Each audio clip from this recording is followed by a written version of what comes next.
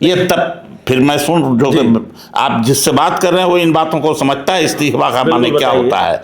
एक सिंपल कागज है,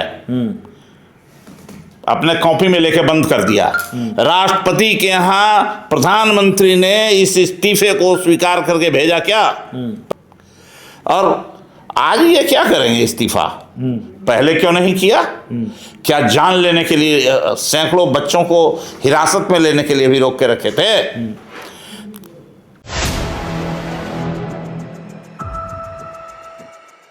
नमस्कार, आप देख रहे हैं 4 PM और मैं हूं अभिषेक मिश्रा। देखिए, इस वक्त की सबसे बड़ी खबर यह है कि केंद्रीय शिक्षा मंत्री धर्मेंद्र प्रधान का इस्तीफा हुआ है। विपक्ष के आंदोलन, छात्रों के आंदोलन के आगे सरकार को झुकना पड़ा है और जिस तरीके से दिल्ली की आंच पटना तक पहुंची और पटना के अलग अलग इलाकों में, बिहार के अलग अलग इलाकों में पहुंची, छात्र आंदोलित थे और उसकी वजह से सरकार बैकफुट पर आई है। हमारे साथ आरजेडी के वरिष्ठ नेता, पार्टी के राष्ट्रीय उपाध्यक्ष और बिहार विधानसभा के पूर्व अध्यक्ष उदय नारायण चौधरी हैं। सर, सबसे बड़ी खबर है, केंद्रीय मंत्री धर्मेंद्र प्रधान का इस्तीफा हो गया है, जिसकी मांग हो रही थी नीट पेपर लीक को लेकर। सरकार बैकफुट पर आई है, सरकार झुकी है। सबसे बड़ा झूठ का इंफॉर्मेशन ये फैलाया जा रहा है कि धर्मेंद्र प्रधान का इस्तीफा हुआ। राष्ट्रपति के यहाँ भेजा गया क्या प्रधानमंत्री के द्वारा इसका इस्तीफा? अभी तक मैं आपसे ये जानना चाहता हूँ। और अगर नहीं भेजा गया तो ये झूठ का पुलिंदा है। ये तब फिर मैं सुन जो आप जिससे बात कर रहे हैं वो इन बातों को समझता है। इस्तीफा का माने क्या होता है? एक सिंपल कागज है,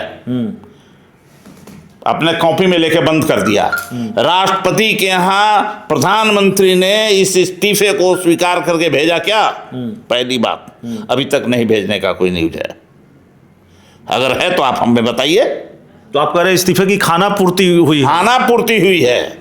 इस्तीफा इसको नहीं कहेंगे जब तक कि राष्ट्रपति भवन में इस इस्तीफे को अग्रसारित प्रधानमंत्री आवास से नहीं किया जाएगा। ये छात्रों के आंदोलन को कमजोर करने का एक तरीका निकाला गया है। और आज ये क्या करेंगे इस्तीफा? पहले क्यों नहीं किया? क्या जान लेने के लिए सैकड़ों बच्चों को हिरासत में लेने के लिए भी रोक के रखे थे? 23 आदमी व्यापम घोटाले में आकस्मिक मृत्यु बताया गया, प्राकृतिक मृत्यु उसको बताया गया, लेकिन 600 नीट के जो स्टूडेंट पैसे लेकर के पास किए गए, सुप्रीम कोर्ट ने उस नामांकन को रद्द करने का काम किया। तब ये प्रधानमंत्री की नींद कहाँ से हुई थी? इसी सरकार में हुआ है, दूसरे सरकार में नहीं हुआ है। इससे बड़ा बेईमान सरकार तो कोई हो ही नहीं सकता है। आज के तारीख में मैं कह रहा हूं, पता कर लीजिए, 700 करोड़ रुपया ओएनजीसी को दे दिया गया। ये 700 करोड़ रुपया ओएनजीसी का राष्ट्रीय स्वयंसेवक संघ को दिया गया। जिस राष्ट्रीय स्वयंसेवक संघ का रजिस्ट्रेशन नहीं है, जिस राष्ट्रीय स्वयंसेवक संघ के फाइनेंस का कोई अकाउंटेबिलिटी नहीं है, और बाकी छोटी छोटी संस्थाओं का यह सरकार रजिस्ट्रेशन खोजते चलती है, FCRA समाप्त करती है। तुम क्या हो? यह सब इस सरकार का नाटक है। हालांकि आप कह रहे हैं कि जब तक राष्ट्रपति के पास नहीं भेजा जाएगा और बाकी सारी जो औपचारिकताएं हैं वो नहीं पूरी कर ली जाएंगी, तब तक आप इसको इस्तीफा नहीं मानेंगे। जानकारी ये आ रही है कि इस्तीफा हो गया। मैं आपसे ये सवाल मैं आपको बताना चाहता हूं, प्रधानमंत्री निवास से राष्ट्रपति भवन जाने में कै मिनट लगेगा कागज को? फिजिकल जी, डिजिटल तो 1 सेकंड में चला जाएगा जी। फिजिकल जाने में कै मिनट लगेगा जी।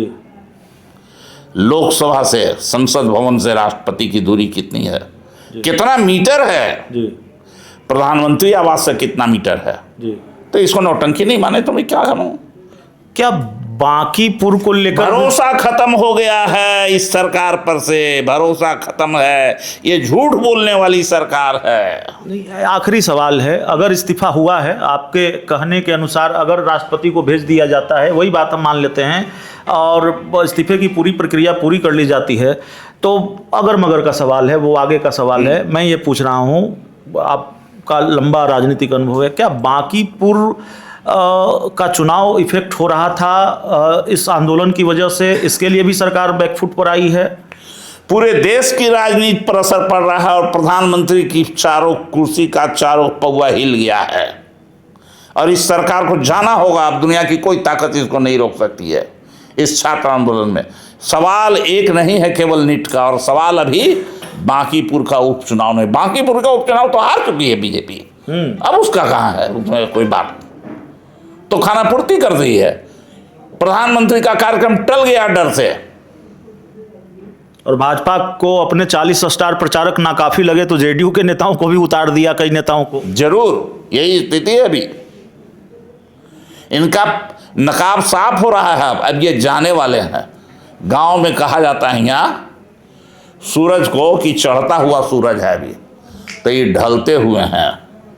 चलिए, हमारे साथ बिहार विधानसभा के पूर्व अध्यक्ष और आरजेडी के राष्ट्रीय उपाध्यक्ष उदय नारायण चौधरी थे। इस पूरी रिपोर्ट में इतना ही। बहुत बहुत धन्यवाद।